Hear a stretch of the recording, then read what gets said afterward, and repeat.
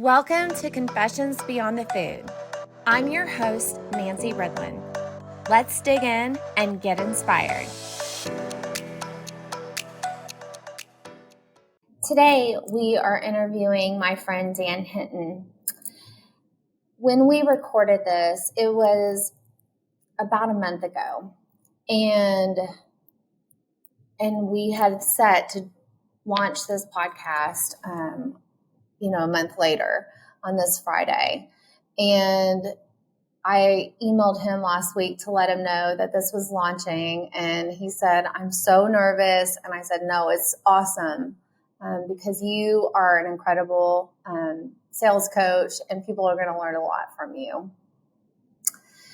And then a couple of days later this week, I got the phone call that Dan had passed.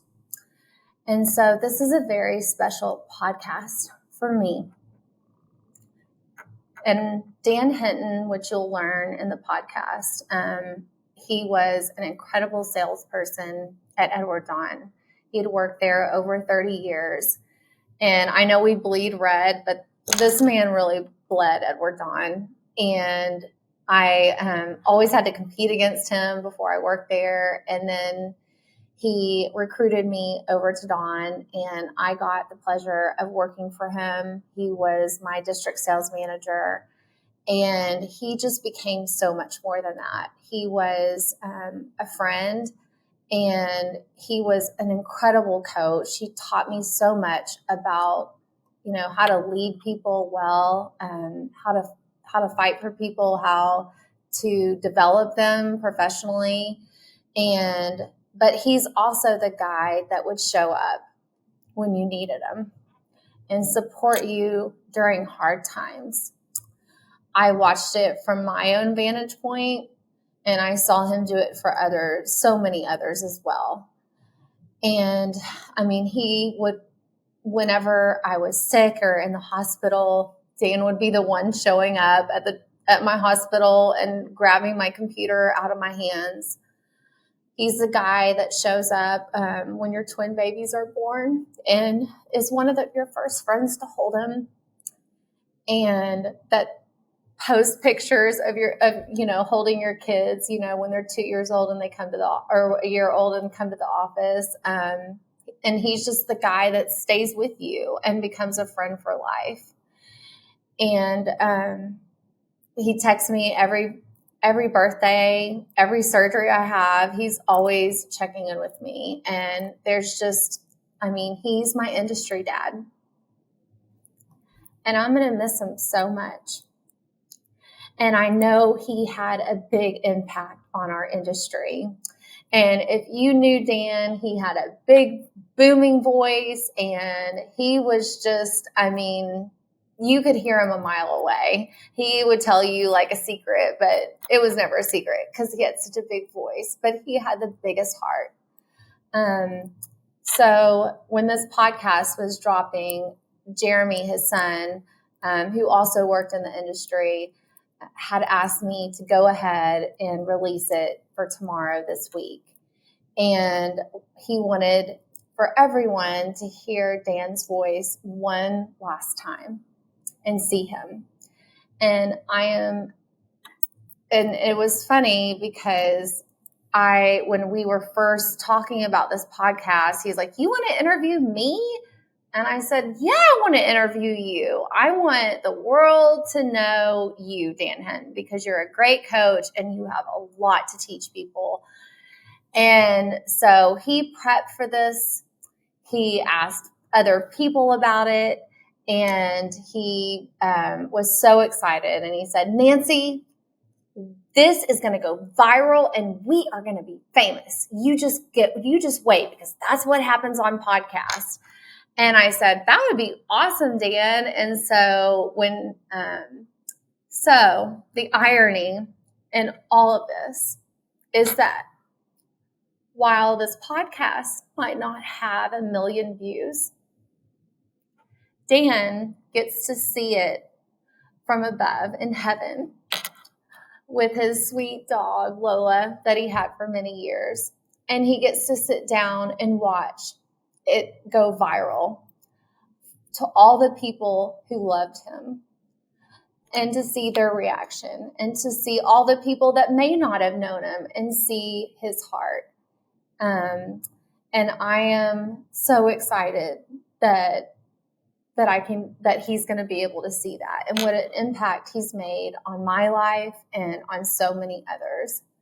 And I'm so thankful I got to have this. It wasn't my final conversation, but I'm so excited that I got this on camera and get to keep this personally, selfishly for me too. So I hope you enjoy this episode and learn about how people matter, relationships matter, and you're going to learn from the best. Welcome back to Confessions Beyond the Food. My name is Nancy Ridlin, and I'm with W3 Sales. I'm super excited today because I have a dear friend, Dan Hinton. Yeah, he has been a coach, a mentor, and of course a dear friend. And actually, we competed with each other back in the day. So welcome, Dan. Thank you very much for having me. This is going to be fun. You're always fun to be around.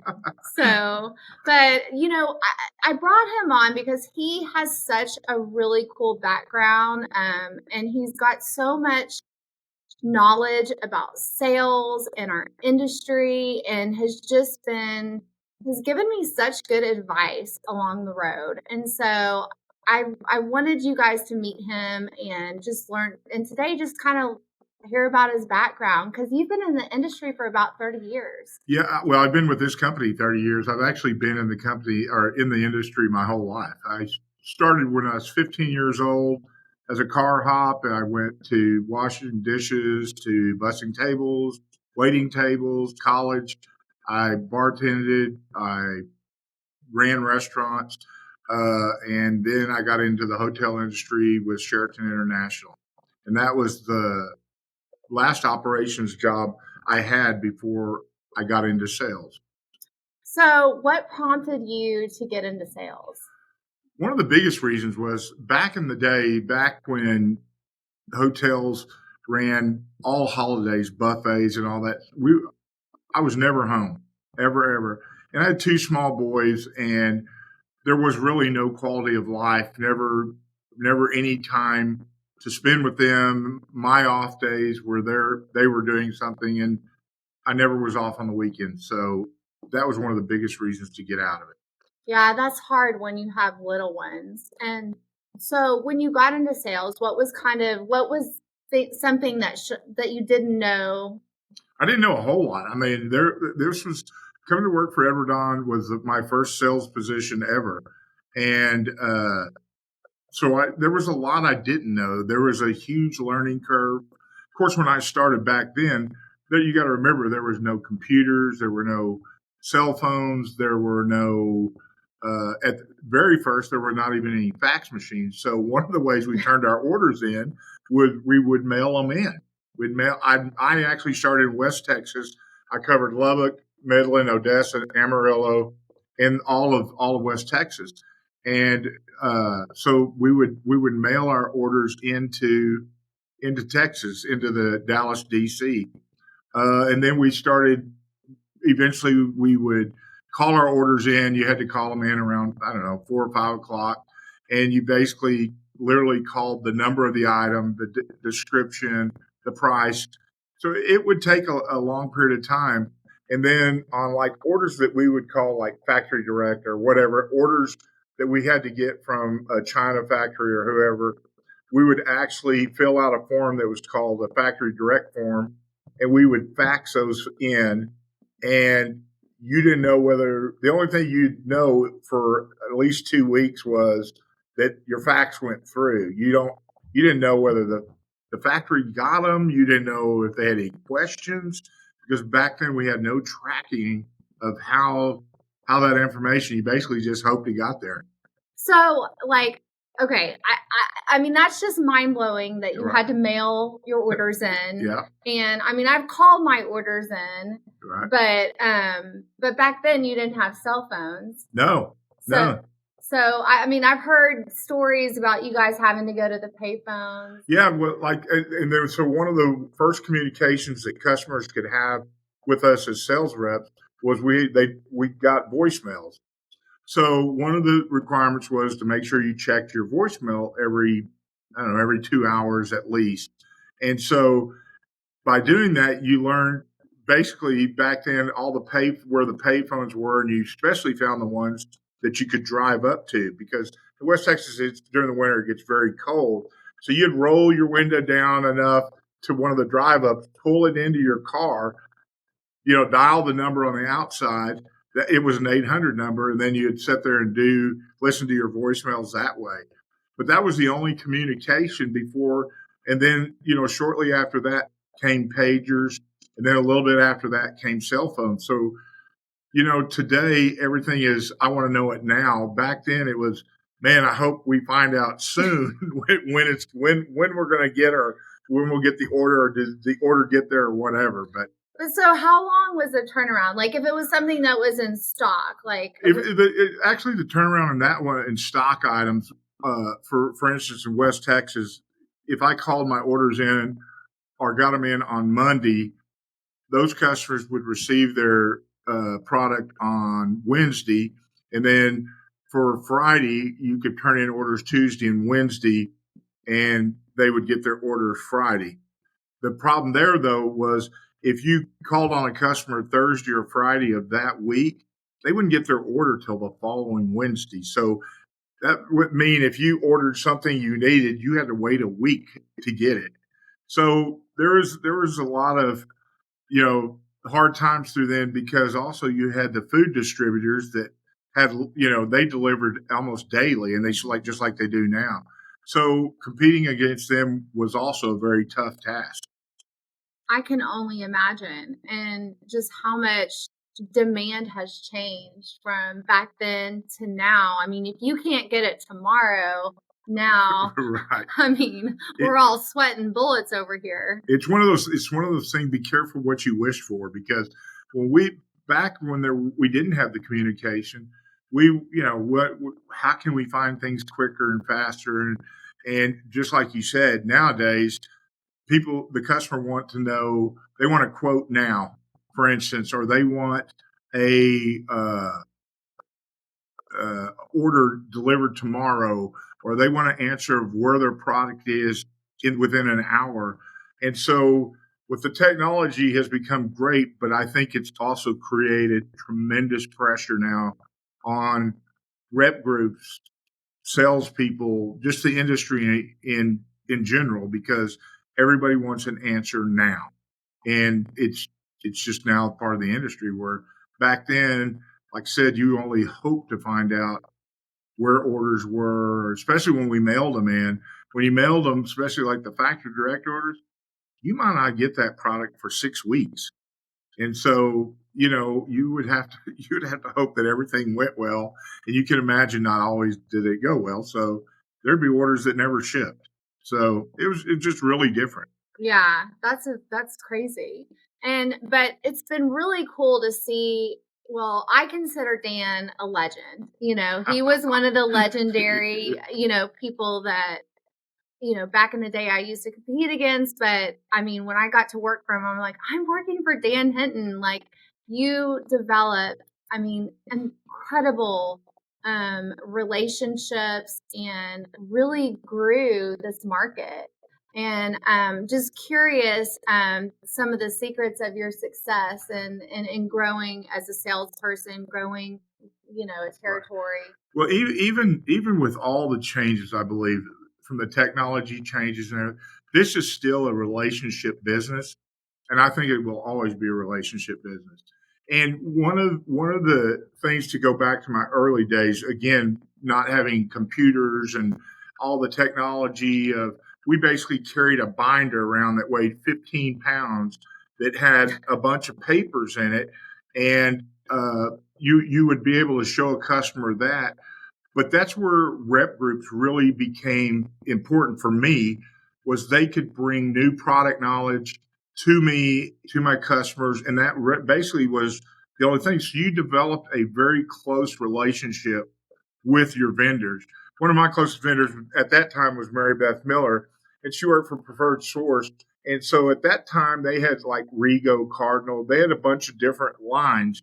And without her, I wouldn't have been able to make a lot of the things. And as funny as that is, today, I believe, just like W3 is, it's very, very important to have your rep group be one with you, because both of you is better than one of you. And I think it's always been that way. So relationship selling and using vendors and, the relationships you build with your vendors, your factories, I still think is just as important as it was 30 years ago. So that part hasn't changed so much. I mean, this is a hands-on, people want to touch it, people want to see it, they want to feel it, but they also want to trust, the person that is selling that product. Absolutely. You lose trust and you've lost everything. Yeah. And, I agree. When I was a rep, I mean, you just didn't have enough time to get everything done, because how many items does Edward Don have? Just thousands of items. Well, the thing is, nowadays, there's really nothing we can't get. There's really not. So you have all these, online distributors and other people that are in there. But even though online is there, I still believe it's relationship, and that relationship comes back to what you said, trust, and, bringing new knowledge to the customer. Just because we see something today, maybe on the internet or on our computers, but still our vendor partners are even more up to date than that. Mm-hmm. So I think that's why it's so important. Like if you're making sales calls on new customers or even old customers looking for new ideas, I think that's one of the funnest things about this job when I first started to now is being able to be a consultant. Once you gain that trust of that, whoever it might be, a chef, an organization, a multi-unit, whatever, they depend on you to do it and to bring new products, to bring new ideas. And I think that's what makes this job so fun. I mean, relationships. I mean, the relationships you develop, your customers, the industry friends. I mean, it's like a big family. Like I consider a lot of y'all family. It really is. I mean, it's a big industry, but yet it's a small industry, and if you might not personally know everyone in the industry, but you know of everyone in the industry. Mm-hmm. And so from the NRA to Edward Don's expos to all the gathering events, everybody knows basically everybody. So, and I would say the industry is a very competitive industry. So not only your friends, but you want to beat your friends. Yeah. So that hasn't changed. But again, like I said, it's a huge organization or segment, but it's also a small one where everyone knows everyone, and everyone knows their kids, their families. It's amazing. It's very personal. Yes. So, I mean, my customers knew a lot about me when I was single, when I was dating, when I was trying to have kids, everybody kind of knew. And it was such a great support system. It's an incredible industry. The other thing is I think that's interesting about our industry is that, well, you don't want to burn bridges because no. You never know who's going to pop back up. Exactly. I mean, and where they'll land. Yes. They could work for you one day, and the next day they could be your boss. Yeah. Or the customer that you just want to you're just like, I'm done. And then the next day they're in your best account. So, I mean, it's so important to not to burn bridges. But the other thing too is one thing I have found in this industry is just it's a forgiving industry. And the fact that, things are going to happen. You're not perfect, but people, exactly. If you own up to it, and get ahead of it, people, it's a very forgiving industry. I think that goes back to the strength of your relationships. I definitely think when you have strong relationship, things will go wrong. And they can go wrong on both sides. They can go wrong on the customer side, and they can go wrong on your side of whatever may have happened. But I think when you have a strong, you know, uh, feeling between vendor, customer, I think that it is forgiving somewhat, and you move on from it. And it's all like you said, one minute you may have a chef that's in a single restaurant, and the next month, 2 months, 6 months, he could be running a multi-unit of 30 or 40. And because your relationship was so strong then, that relationship even gets bigger and better. And today that is still so true. There's still so many chefs or so many general managers or just managers that want whatever sales rep they had, whether it doesn't matter whether it's Edward Don, Benny Keys, Cisco, whoever, that relationship they want to continue because of the trust factor. Mm-hmm. And the trust factor in this industry, I think, is very big. Yeah. What would you, I mean, new person coming in, what would you recommend, like being, successful as a sales rep? Well, I think at first you got to become a huge sponge. You have to really every time a vendor has an open house or an expo or NRA or a local, Texas food show, Oklahoma food show, whatever it might be, you've got to get in there because there's no way you can learn this industry and how much this industry gives you until you start. You got to put the time in. I mean, it's so important. I mean, we've got a couple of new reps, and I watch how not only learning how to put orders in and how to put orders into manufacturers and all that kind of stuff. That's great, but to become that consultant, you got to become that huge sponge, and you got to look at every opportunity, no matter what that opportunity is, to learn. You got to. It's. I think you have to learn. I know I still learn today, even after 30 years. There's stuff I didn't know that I know now, and it's not so much knowing how to do the easy way.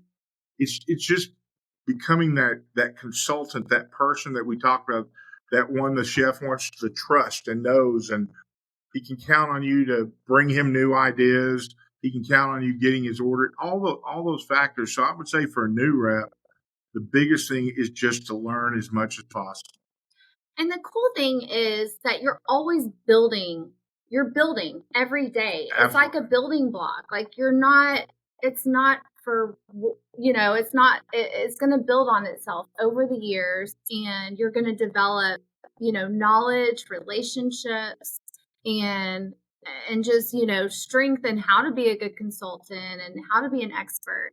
I remember people saying all the time, well, you can get in the door, but how are you going to stay in the door? That's very true.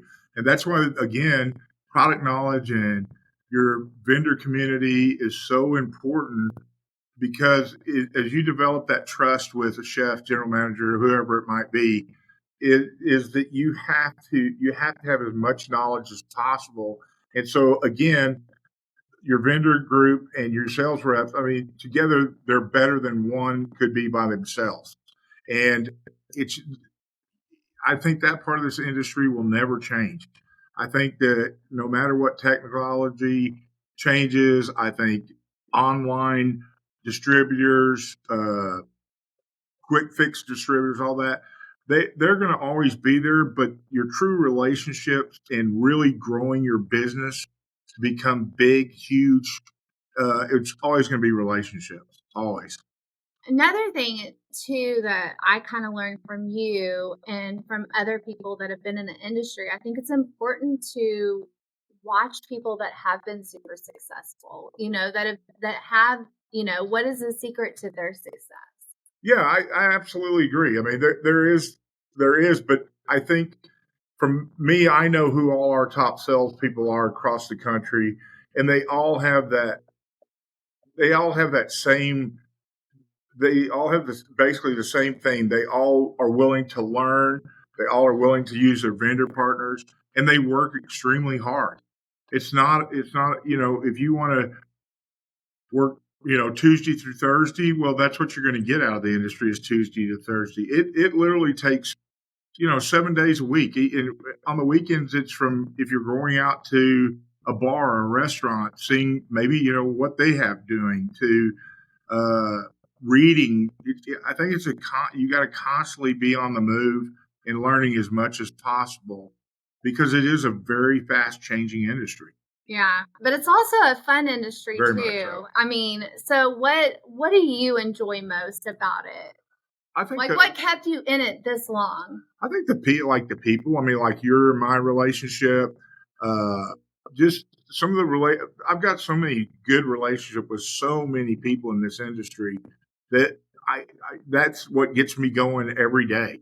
I mean, it's those relationships, helping in those relationships, and that to me is still the funnest thing to do in this industry.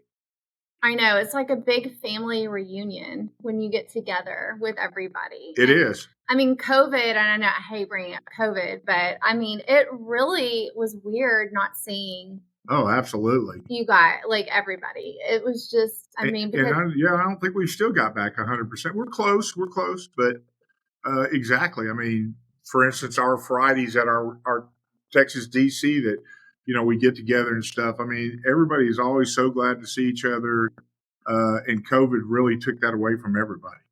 And it took the fun out of the job. I'm like, wait, absolutely. Why are we all still doing? Like, why do I like this job? I mean, yeah, because you couldn't see anybody, you couldn't talk to your customers, you couldn't, experience community because community is super important. And then also you transitioned into management. So what made you? That part of it, I think, became a part because I wanted to help other reps. I wanted to teach new reps. I liked the teaching of it. It became really a passion of mine after the sales part of it, giving up the sales. And I don't know even to this day that I've ever given up sales because I still do a lot of sales stuff. So there's not giving it up. It was an opening that I thought would be something I really wanted to do. And I've enjoyed it immensely. It's been great, bringing on new reps, helping older reps, whatever it might be. It's just fun. You made it fun. I hope so. You did, and you taught me so much, and that was one thing that was really cool because I think a lot of salespeople, that you think, oh, their natural progression is to be a sales manager, but I think that's a very rare find because I'm not necessarily a great manager, but you were an incredible coach, and you could empathize with me and what I was struggling with, and you could step in and say, "Hey, Nancy, have you looked at it this way?" And just gave me so much more perspective, and you had the street cred. Well, and I think it's just as your reps underneath you are just like your customers. I mean, everyone's different. Everyone has to be talked to different. Everyone has different problems. Everyone's different, and I think that's what makes it really fun too. Though, is that it's not status quo. It's not okay. This is the way we handle it. There's no room. I think that there is. Everyone is handled in my world. Everyone's handled different because everyone is different. Mm-hmm. And it's just the same as your customers. And I think you get to know your reps as well as your customers, what they may like and what they may not like. I mean, just a perfect example, I can think of a customer. I had good customers that didn't want a small talk, where I had other customers that really wanted to sit and tell me about their kids and their baseball team and, or their basketball team or the football team. But I also think me being in sports all my life also helped create that team concept, because in a team, every player that plays every position is held different. Nobody's the same, and you don't play the same position. So I think that really helped me a lot. Yeah, I can definitely see how that transferred and how you coached us and mentored us, through our sales careers. And I still call you for advice. So, I mean, Dan's like a dad. He's like my industry. Yeah, I'm her dad now. Big brother dad. So I just adore him. But I'm not going to let you get away without telling us your confession. Something somebody doesn't know about this. Well, I told you that I started in this industry when I was 15 years old, and I started at Sonic Drive-In. And back then, in order to work at Sonic Drive-In, you had to become a car hop. In order to be the car hop, you had to be on roller skates. Yeah, it was quite. Let me tell you, there was quite a few drop trays, dump trays into. You'd be trying to stop, and that's back when you set them on the window. And there'd be times that the skate. And you got to remember, we didn't have rubber wheels, and we didn't have all the technology of the skates today. So they were metal skates, and you would end up, trying to get the thing on the window. There was many times I dumped that whole tray into a car. No way. I mean, it was. But then you get the hang of it, and I became actually a pretty good skater.